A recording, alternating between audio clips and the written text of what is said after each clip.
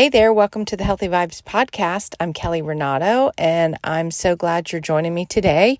I have a great conversation today with Dr. Nelva Lee, who is super passionate about education, our next generation, and she is determined to make positive change in her community and all of our communities. She's the founder and CEO of Concrete Build Financing. She was also the CEO of a vocational school for 20 years.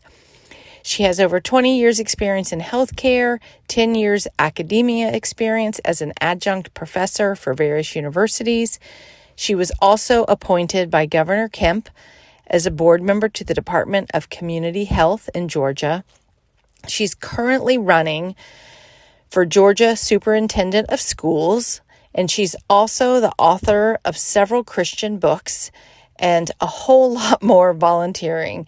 She's an amazing person to talk to. I'm excited for you to hear this conversation because she's very passionate about education, school choice, trade schools, and I think you're going to want to listen in. Okay, Dr. Nelva Lee, welcome to the podcast. I'm so excited to have you here with me today. Thank you so much for Are you having there? me. Yes, I am I here. hope. Okay, I didn't know if we were on delay for a second. I'm really excited to have you. So much of your experience. We actually have a lot of similarities of things we've done, but just so much good stuff you're doing in your family, in the world, and I can't wait to dive into it. So thank you for giving us your time today. Thank you for having me. So I want to just start because your experience is all in so many different areas. You're on the board of the Department of Community Health in Georgia, correct?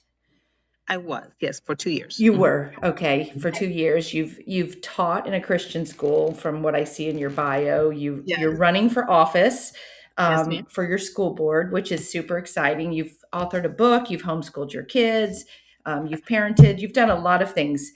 And I'm sure that a lot of this has shaped where you are today, but what are some experiences that you feel along the way have really brought you to, running for office at this point? So I have been a lifelong advocate. I believe that very early in life, I realized that I would always speak up for those that would not or unable to speak for themselves. And my career in healthcare as well as in education, I think, has been shaped by that desire to be a voice to the voiceless. And if I see a problem, I want to be part of the solution. And so this is just a natural progression, really, for me. I've been involved in a lot of nonprofits over the years, a lot of boards, and it's really just for my sense of service and advocacy. I love that. And you're running for a school board, right? Tell us exactly what you're running for right now. It's actually school superintendent of the state of Georgia. And For so the school entire board, state. yeah, so school board is usually on a local level just for a Okay. specific school system. And Right. then the superintendent, usually the school boards will hire superintendents for their school systems, but this is the superintendent for the entire state. That's amazing. And with all of your experience in education, you seem to be extremely qualified for that role Thank because you. I know we were talking before, and I was reading your bio and your experience. You homeschooled one of your kids. Correct. Um, you have how many kids total? I have three. So one is an Three adult. I kids. homeschooled my oldest through the fifth grade. He was on the spectrum, very brilliant, scored in the genius level, but developmentally, he had some developmental concerns. And so I homeschooled him until, he matured and developed in that area. And that worked out really well for him. And then in the fifth grade, I put him in a really good uh, private school, Christian private school, where he continued to do well through graduation. And he's now a civil engineer. And then my Oh my second gosh. child attended the same private school, and he's still there. He's a sophomore this year. And then my youngest, whom we adopted from the foster care system, came to us with a learning disability. And so we had her in a Montessori style school for several years where she flourished. And she's now back in the public school system and doing amazing. And so, yeah, all children are different. And that's one of the reasons as superintendent of schools, I'm going to champion school choice so that parents can make that decision for themselves, not the school system. I'm such an advocate for that. Obviously, in Florida, we have a great school choice, and Yes, I've yes, you do. definitely taken advantage of that with my kids. Wonderful. So, let me ask you, with all those experiences, well, you said advocate for school choice, but what did it teach you about how each kid is really so different and how they learn? I unfortunately, a lot of school systems, not all of them, but a lot of school systems have a very cookie cutter approach to children. Hmm. And not all kids learn, sitting at a desk all day long. It's actually I would venture to say most kids don't learn that way, but that is I what would agree. what we have. And some kids are able to still do well in that environment and thrive, but others need something much more inclusive, a lot more hands on, and we need to be able to accommodate children in their learning styles and with different learning environments. I believe it's so important to treat each child as an individual, and we will see that they can all be contributing members of society when we do that. Right? I think right now the system that we have just encourages for us to just kind of have an average.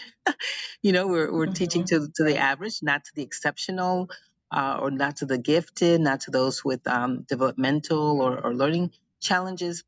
And it's reflected in our scores. It's reflected when we have children going off to college that have to take remedial courses because they never learned the basics because nobody really took the time to really focus on them.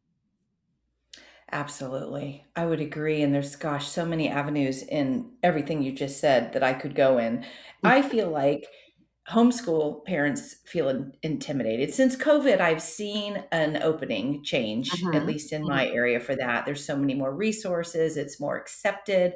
But even in terms of school choice, I feel like some parents are very intimidated by venturing or even exploring a different path for their kid, right? Because I've mm, seen parents that yeah, have special needs fight like so hard just for, just more, individualized attention, or I've right. seen people fight for, going on another path. And I guess what would you want parents to know that think, I know my kid probably needs something else, but I don't even know where to begin? Right. I would say don't be intimidated because you are the expert when it comes to your children.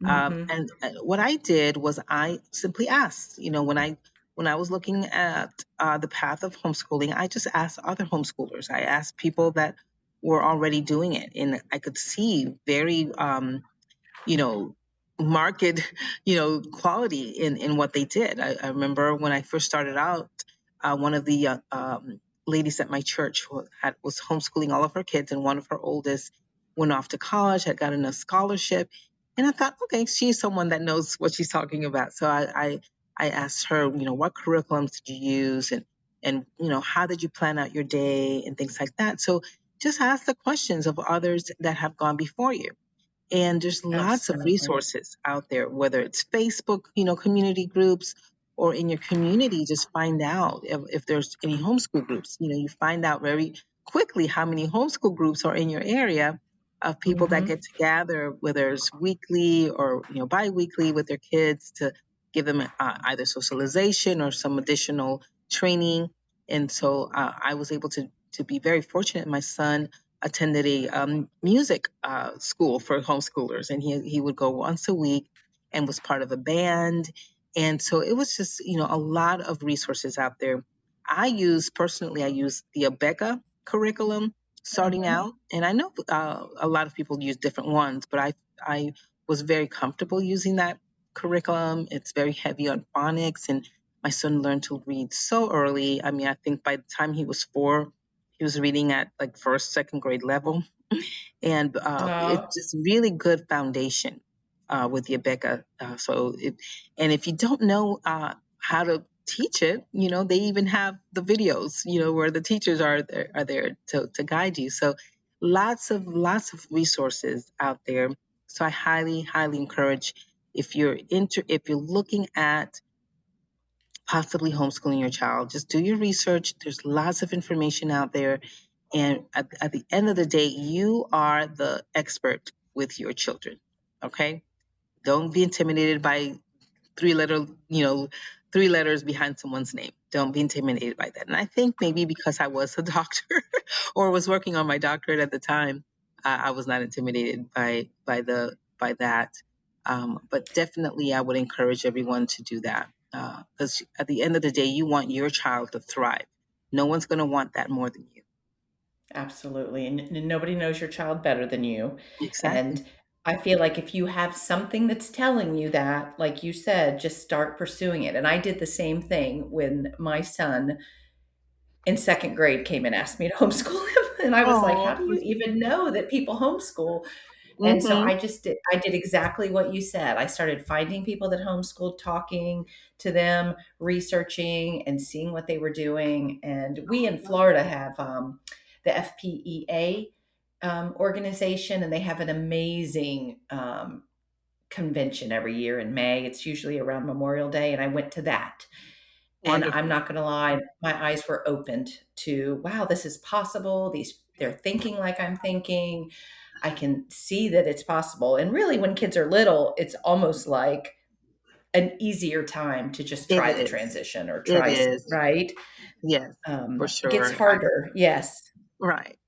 Yeah, they with So mine, we homeschooled him when he was from pre-K on up through 5th grade, and so he didn't know any different, and it was wonderful. We were able to go on a lot of field trips. Once a week we would include either a field trip to the zoo or a field trip to the aquarium, and he was really into science, and exploration, and so we would do a lot of amazing things like that. So I feel that he got a really great education.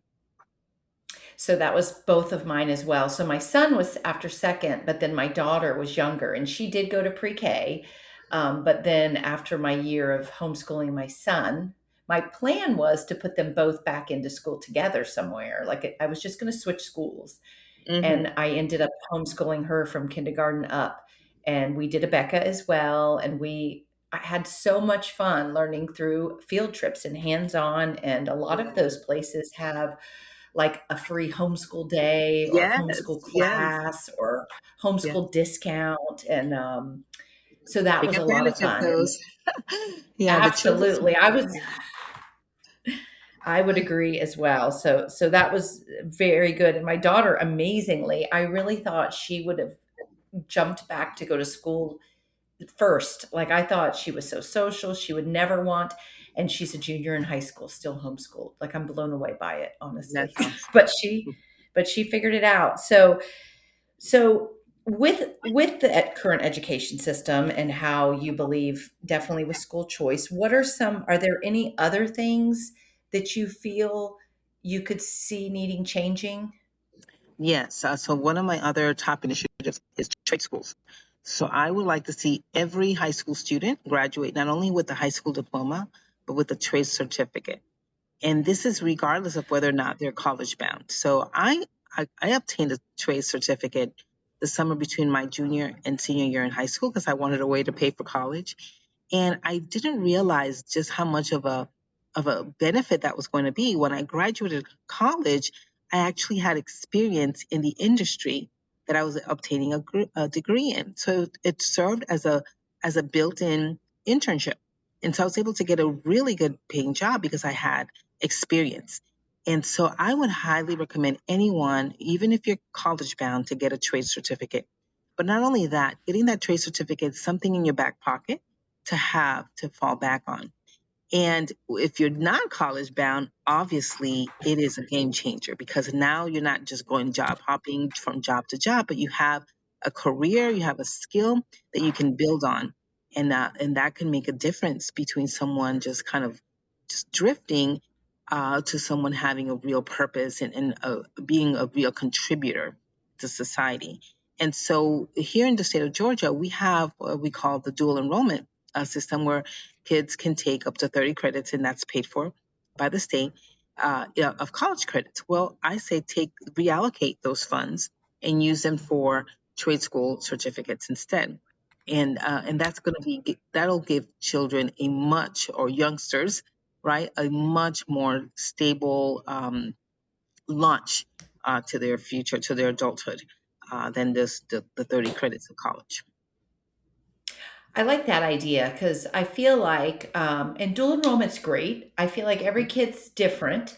And Yeah. my son was as smart as I believe he is. He's extremely smart. I feel like he was intimidated by that. Like Hmm. he just avoided them because he was just trying to do the best he could to get through school. But I feel like the option of, because he had friends that knew they wanted to go to do something like a trade related when they got out. And so Right. I like that.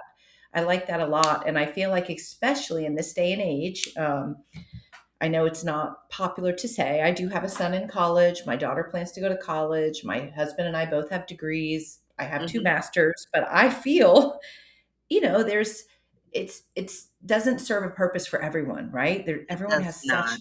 a Yes. different path. And Right. um, there's just so many different paths. And I know even with my two masters, some of my paths have involved certificates I've got along the way that I probably Correct. didn't Yeah. need my master, even though I loved I love education and I love learning. But um, I think that I know that even when my son graduated, the whole question of where are you going to college? It was such a common, that was what everyone said rather Right. than, what are your plans? Because there's so many Correct. different options. So Option. And that's the thing. Right now, we're basically telling youngsters that your options are go from job to job to job, right? Or get a mhm. mortgage, because that's what college is for many people. It's getting a mortgage, Uh, and that, by the way, the college debt is what is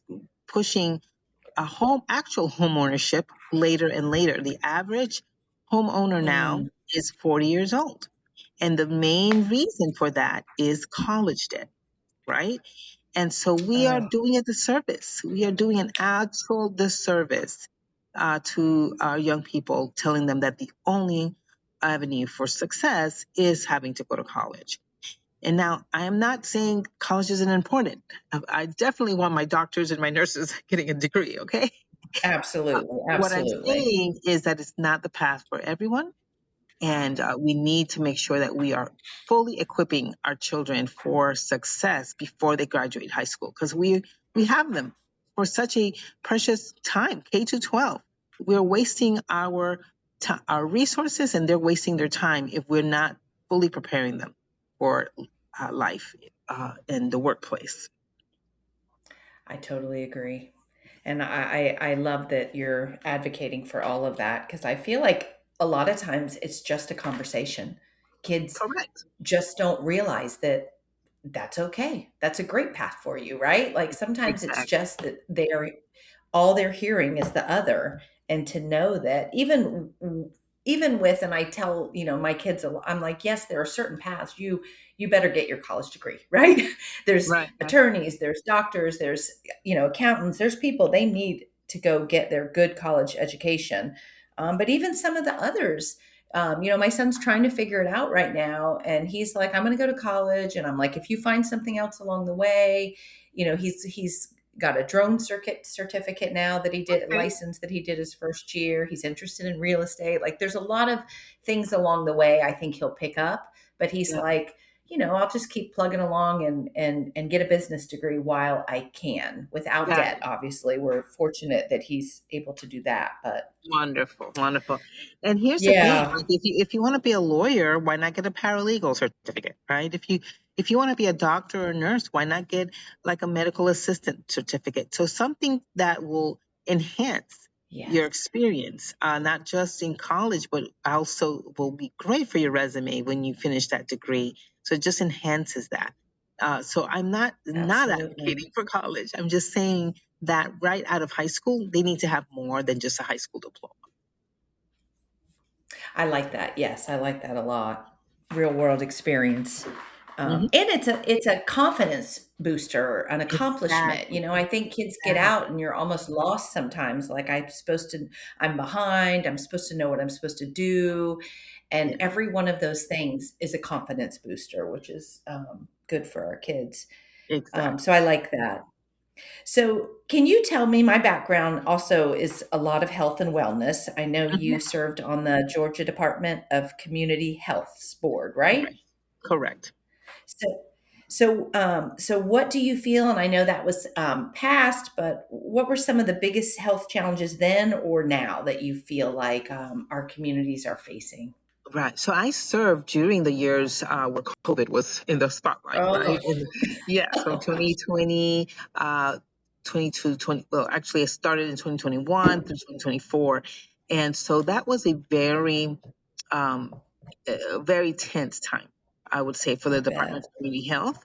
And just seeing how our state responded as well as other states, across the nation, just with all the emergency funds going to the different hospitals and nursing homes, and ensuring that we were able to put some additional services around families that were, disadvantaged.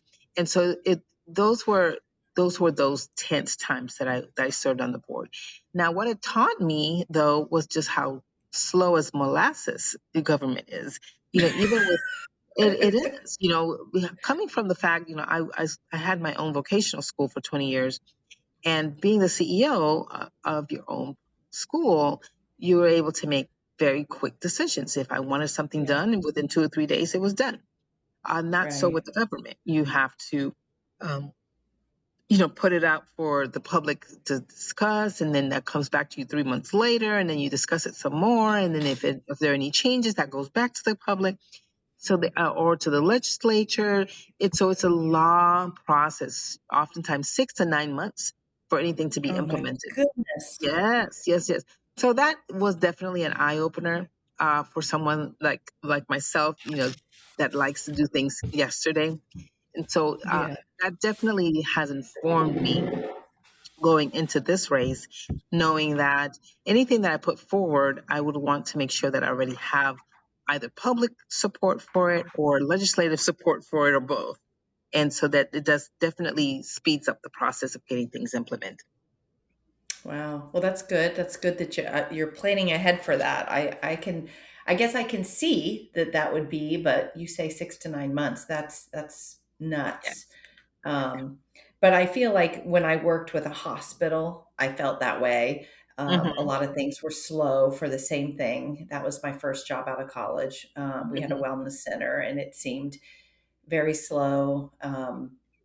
But we also had our own business, and I would think the same. We're going to do this, we do it. Let's try this. We tried it. So, well, what about the communities? What part do you think we can play? How can we help the health of our communities or move things along? How could we get involved? That is a great question. Here's the thing. I think it starts with your own personal health and that of your family. A lot of people neglect to eat healthy, neglect to get their checkups, just their regular preventative care checkups. So don't do that. Start with that. Start with taking care of Right. your own personal health, the health of your family, eating healthy, exercising, all the stuff that they tell you to do. And then when it comes to your community, be an advocate for your community. I don't know if you are aware, a lot of community hospitals are going under, right? And things that the community themselves could help. So one of those is for those that are older. If you have like a Medicare Advantage plan, it actually hurts your community hospital when you have those plans, because many of Oh, those no. plans are not really geared for community hospitals or nursing homes, right? So it's great if you're healthy and living at home, but if you have to use the hospital for any reason, it really does affect how the hospital can bill for those services. And so those are some of the little things that you can do to advocate, to just be aware, and to advocate for your community, because so many community hospitals are going bankrupt. And but everyone in that community wants that hospital alive and thriving. And so things like that, just being involved and being aware of what you can do, what little things that you can do. If everybody did them, they would make a huge impact. I like that because I feel that a lot of times we feel like we can't make a difference. But I also think that people probably don't even realize I didn't know what you just said. And Hmm. I feel like I'm in the wellness space and I didn't realize that. And Medicare is so, I've helped, help take care of several of our elderly parents along the way. And Medicare is so confusing. And It's very I feel like confusing. they make and then someone says, well, you need to switch your plan. So you never know. Like what you just said is what I always thought too. Whose side are they on? Why do they think I Right. need to switch my plan? What's Yeah. their motive here? Well, the Advantage So, plans are great if you're at home and healthy and just going to your primary care doctors. But as soon as you gotcha. start needing more, higher level of care, you really need to go back to the traditional Medicare, because your hospital, a lot of hospitals aren't able to take Advantage plans anymore. Like I said, they just don't pay. And then definitely nursing homes, they're not. They're going, gearing away from people with Advantage plans for the same reason. And so, Wow. yeah, if you're healthy and just need your primary care doctors or your specialist, that's fine. But once you start needing to go to the hospital for any time, any overnight stays, or if your family members need to go into a nursing home for either rehab or long term, they really need to go back to the traditional Medicare. Okay. That's good information. Um, so I do want to talk a bit about your faith because I feel that your Yeah. faith seems to play a big part of your life and your leadership. And so, how does your faith guide you in making decisions and leading in the way you are? It is integral, Kelly, in everything that I do. I venture to say that I wouldn't be where I am today if it wasn't for my faith, and just the way that God has guided me in everything, every step of the way. I tell everyone, listen, my priorities are God first, my husband second, my children third, and then everything else. And that has not always been easy to follow those Right. priorities, right? Especially if Right. you're a woman. When I married my husband, I was already a career woman. He met me. I was 26, finishing up my master's, had already a career going, and I planned on just continuing that, upward mobility. But because of my faith, I decided to follow that, and God's economy is always best. And Hmm. so I did have to make some sacrifices or pause some things, if you will.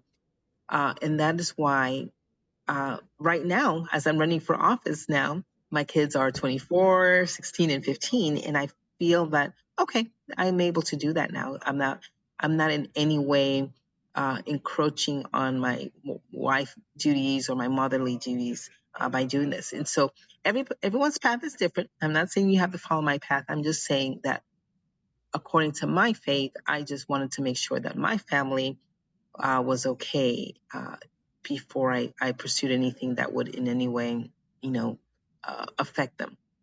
And so it really does. It has guided me in every step of the way. And I have 4 books. I don't know if you're aware that I've written 4 faith based books on my journeys. Every time that I've had a major challenge or trial, I try to put it down on paper. I call them my written testimonies. Right? Oh, The Bible says we overcome by the blood of the Lamb and by the word of our testimony. And so I write my testimonies down, and these are the books that came out of that. And I truly believe that if it wasn't for my relationship with God, I would not be the woman that I am today. That is good stuff, and I can wholeheartedly agree. We have, even though we have a lot of different things, we have a lot of similarities in our journey. And Hmm. I feel that I was the same in terms of my priorities, and I as well am starting to branch out my life and do some other things. But I needed to know my kids were good, and I still, feel like they come first, regardless of what I Exactly. begin to pursue. So, and I did read about your books, which I do love that. And I actually write as well. And I like Oh, how you wonderful. said that, because I feel like they're my testimonies as well, but I have not published any yet. And I would like to do that too. So that's an inspiration. And I'll definitely The look up world your needs your books. books, Kelly. Put them out there. Oh, thank you. I do feel that way, right? Like you really, I just know we learn from each other and hearing about other people. I love hearing about other people's journeys, and how they ended up on their path and the why, and even the running for office. If I tell you how many times that thought has crossed my mind, and then I'm like, oh, no, no, no, no, I can't do, I can't do that. But I love that you are doing that. And so Yes, yes, my next question, which with all of the balancing of the wife, the mother, the entrepreneur, the author, the leader, and now, you know, running for office, I love that you're chasing what God you see God has, for you.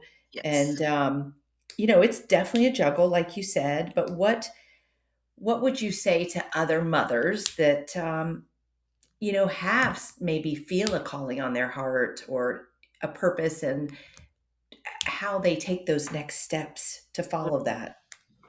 So I tell young moms all the time this, you can have it all, you just not all at the same time.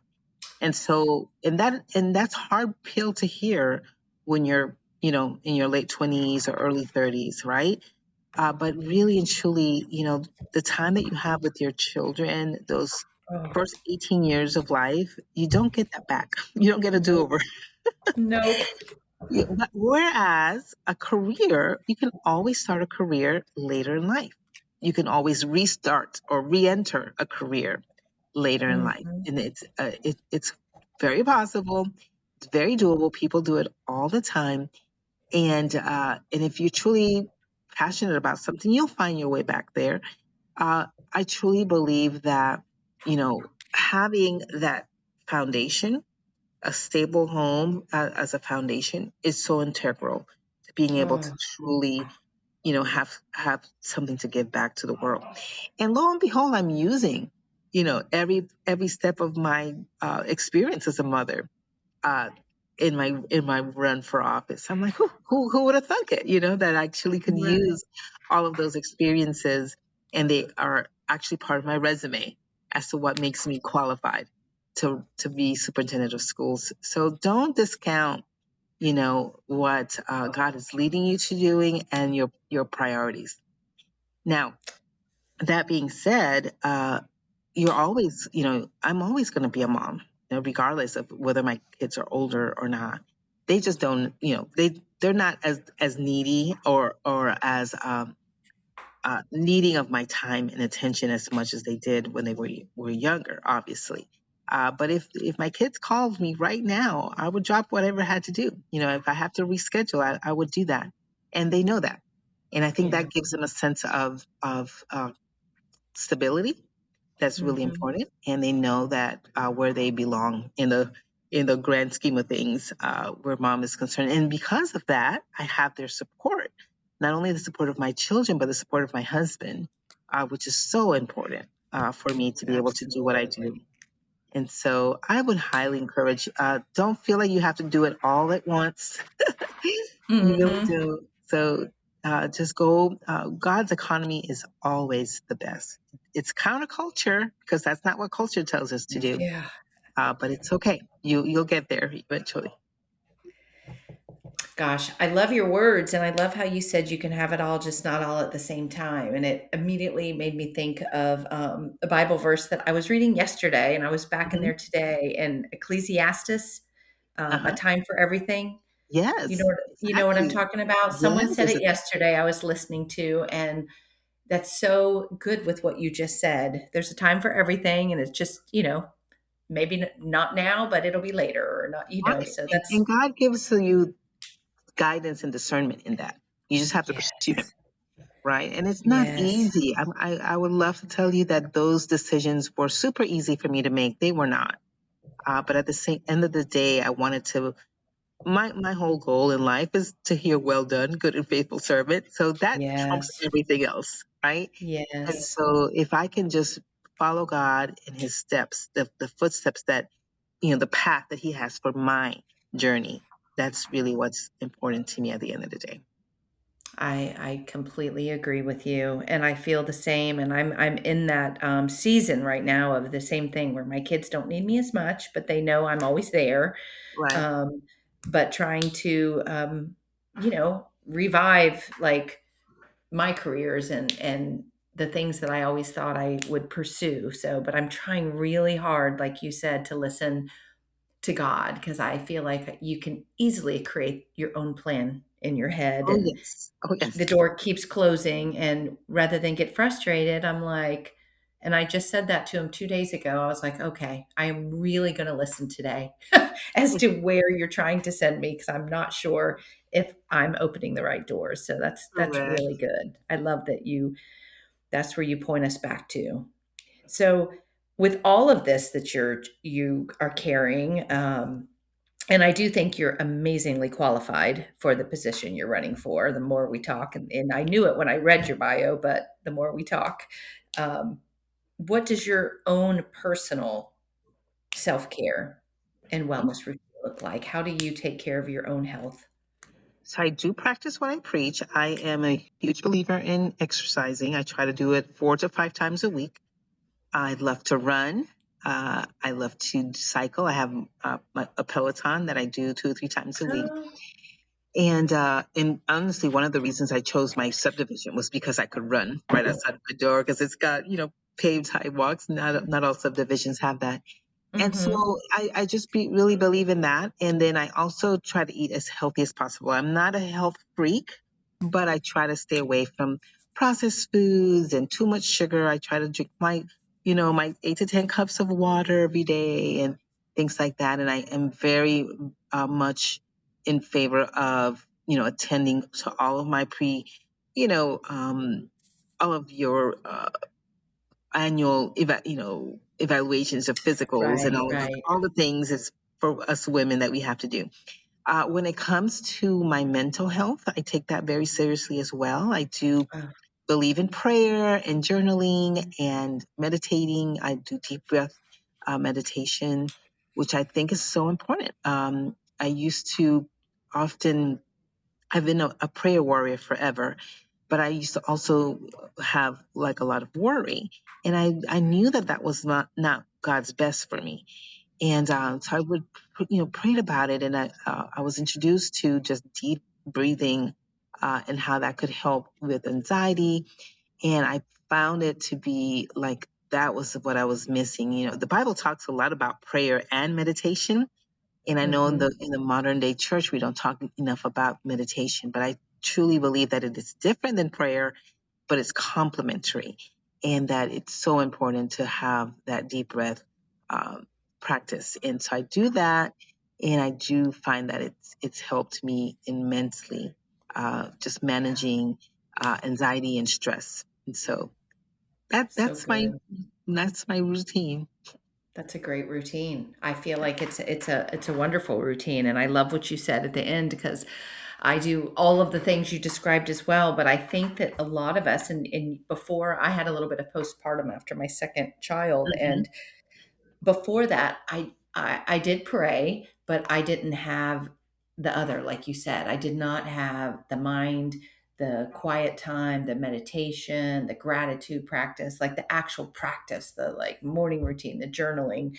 And I feel like that's how I fell off. I mean, there were some other things too after having a baby, but it lasted a while until I started really checking in with my mind and finding quiet time in the morning for I feel like it slows you down a bit. It helps you to have that clarity for the day, to go back to like what you said in the beginning of prioritizing God, your husband, your kids, and then everything else. Like it just kept me on track. Whereas the world just pulls you in all the wrong ways if you don't take that pause. and Exactly. find that time, right? Definitely. Um, yeah. So, as we start to close this up, what would be a message you think that you'd really want? We've said a lot, but that you would really want parents, leaders, people in your community to really hear about the next generation as we raise our kids. What would be something you feel that would help them just really think about what we do day in and day out with our kids? Well, one of the things that I like to recommend is The Seven Habits of Highly Effective People by Stephen Covey, and Mm-hmm. also the Purpose Driven Life book by Love Rick that book. Warren. Yeah, those two Mm-hmm. are really great books to give to young people, kind of launching out into their lives and careers. The Purpose Given book is really great if you're not really sure what your purpose is. I think in discovering your purpose is so important, the earlier the better, right? And that book really, especially with the 40-day workbook, really helps people to dissect like what it is, what are my talents, what are my strengths, what am I passionate about? And that's so important to figure out what it is that you want to do, right, when you grow up. Mm-hmm. And I then love that. The Seven Habits of Highly Effective People, I think is complementary to that book because it helps you figure out your priorities, right? And it Mm-hmm. helps you realize that that is what you should be leading your life from. It's a life from priorities and ensuring that your priorities. So Stephen Covey breaks things down into four quadrants. So there's four quadrants. One quadrant is about whether it's important, whether it's important and not an emergency, or important and an emergency, not important, not an emergency, and not important but an emergency. And so if we focus the majority of our time on the important but not an emergency quadrant, we will get the most out of our lives. And most people, however, spend their time on the not important but emergency. That's a Mm. crisis life lifestyle. And so Yeah. we don't want that, and it's hard because that lifestyle is a very addictive lifestyle.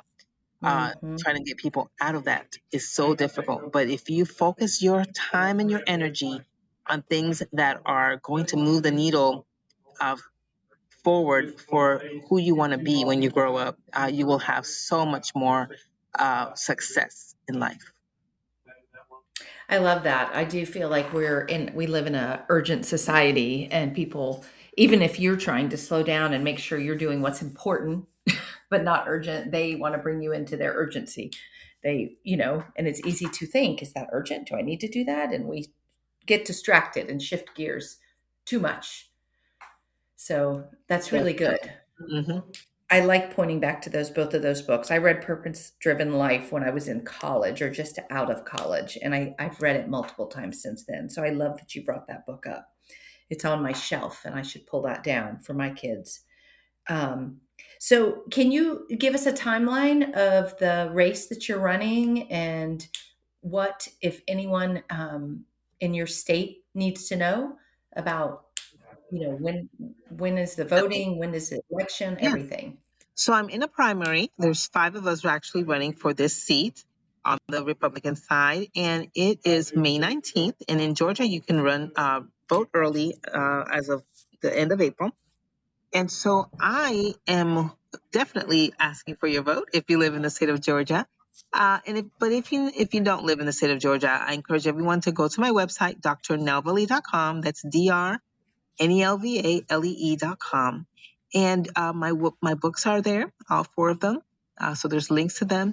And then I also have other podcast interviews, my platform speech, and you can connect with me via my social media. So Facebook, Instagram, and YouTube. And so I would definitely love everyone to check that out and connect with me. That's wonderful. And I will put all of that in the show notes so that everyone knows where to follow you. I will definitely put your books so they can see those on your website. And so you're on all of those social media platforms, or is there one you're on the most? I would say I'm on Facebook the most, but I'm on all of them: TikTok, Oh. Instagram, YouTube. Yeah. Okay, that's so exciting. So that's not that far away, the end of April. So I love that hopefully everyone that's in your state knows and can listen to this and listen to maybe even more of your interviews to hear more about you. And anyone I know that's in Georgia, I'll spread the word as well.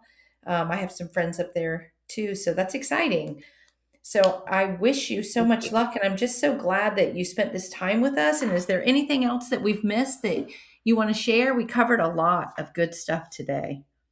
Oh, yeah, we did. We covered quite a bit. I would just say, thank you so much, Kelly, for your time and for what you do. And definitely be courageous. I think you mentioned two things that you believe that God has put on your heart, which is publishing your books and possibly running for office. Definitely have courage. Do not be afraid. God is with you. I love that. I talk about courage a lot. I send out an email every week, and I just feel like that's what it is, right? The courage, because we always have a choice of what we do next, and sometimes it's really easy not to make that courageous choice. But you're an inspiration to others with all of the choices you've made along the way, and now running for office to make a difference, which I really love with your platform, what you're advocating for. So you're a great inspiration and representation of courage yourself. And thank you for encouraging me too. I appreciate that very much. My pleasure. So have a great day, and thanks so much for your time. Thank you, everyone.